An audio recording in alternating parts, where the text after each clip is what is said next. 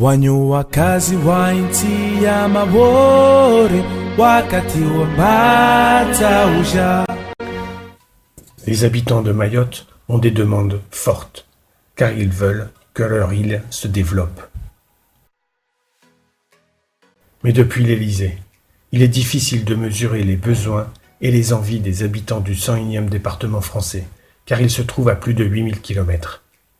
Nombreux sont les métropolitains qui ne savent même pas où se trouve l'île et qui ignorent qu'il faut compter plus de 10 heures d'avion pour s'y rendre.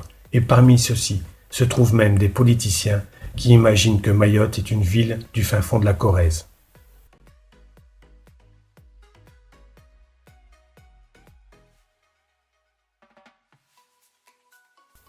Mais quand on découvre l'île, on constate qu'il s'agit d'un morceau de terre plus petit que le territoire de Belfort, au cœur d'un lagon fermé par une barrière de corail entrecoupée de plusieurs passes, dont l'une d'elles est connue mondialement. Et ce lagon est le berceau d'une biodiversité particulièrement dense.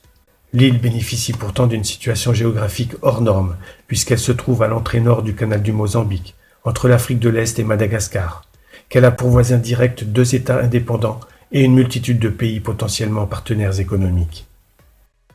Alors, il faut mettre en chantier ce qui doit évoluer pour que Mayotte commence à rayonner sur elle-même et sur ses voisins directs.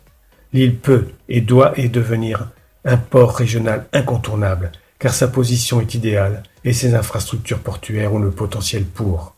Mais Mayotte peut aussi rayonner dans tout l'océan Indien, car elle se trouve sur une des routes maritimes les plus importantes du secteur, et que l'ensemble des pays côtiers ont organisé des échanges économiques entre eux au sein d'organisations internationales, comme le marché commun de l'Afrique orientale et australe, ou l'Association des pays riverains de l'océan Indien, ou encore la communauté de développement de l'Afrique australe. Si le trafic maritime dans l'océan Indien est ainsi aujourd'hui, nous pouvons faire en sorte que la route principale passe par Mayotte.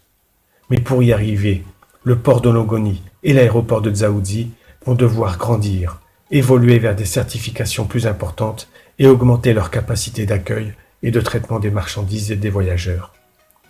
Pour que Mayotte devienne une île majeure de la région, il nous faut donc nous unir au sein d'une organisation forte qui va rassembler les forces vives désireuses de faire évoluer l'île et les entités capables d'œuvrer pour faire de notre département le moteur de l'océan Indien.